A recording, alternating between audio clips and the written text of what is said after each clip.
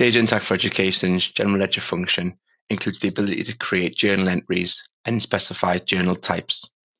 On screen, we have a list of variety of different journal types. The key journal types that are typically used by users are general journal, fixed asset journal, if not using the fixed asset module, and the payroll journal. Other journal types can be created to help to slice transaction types, but also from a reporting point of view, try and narrow down and find transactions easily based on the journal types. When a journal is keyed in, very straightforward, you can add a journal, either manually keying it in, or this can be imported from Excel. You choose a date, you have an option for a reversal date, you can add a description, you can add comments, reference numbers, and attachments. You can also then add in the key line level entry details, such as a GL account number, a location or a school within your multi-academy trust. A department is then optional to tag against that value. This may then populate a fund, or if depending on the department, will give you an option for a fund to choose from.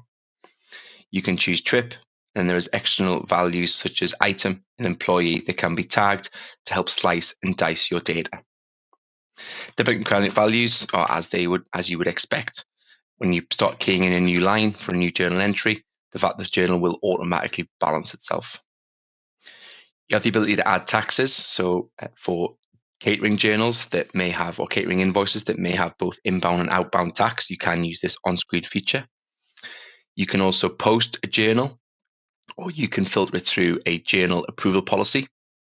But you can also draft journals as well, which will allow the user to then edit the journal before then submitting or posting the journal entry. Once a journal is posted, it can be duplicated or reversed very easily.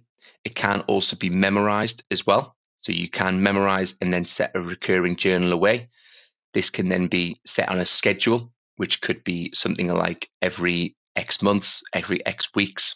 And it can also then be set as a draft journal, so a user can still have the option to intercept the journal before it's posted through the ledgers.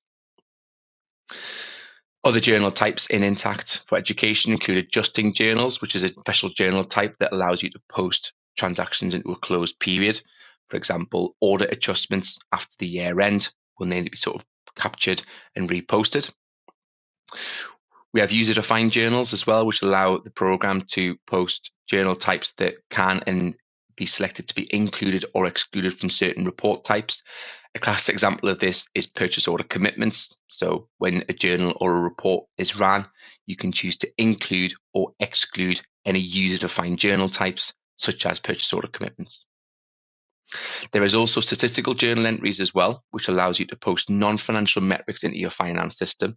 This will then allow you to create KPI metrics such as pupil numbers divided by total expenditure, or teacher numbers divided by pupil numbers to give you a cost per pupil analysis value. Within the general ledger itself, as I say, you can import these journals as well. What you can also do is you can create journal templates, which are then used under the cash management and specifically the bank reconciliation and the bank feed feature. So if a journal entry was created, such as one we've got on screen here for bank charges, this allows the program, when the bank feed comes in, to recognize any transactions and be tagged against the bank charges nominal code. And then also you can specify a location, and you can also pre-populate a memo or description. As I say, these templates work in conjunction with the bank feed rules, but journals can be set up for other reasons as well. And as I say, they can be imported through from Excel if you need to as well. All you would need to do when you import your journal type is specify that journal type of book that you want to post into.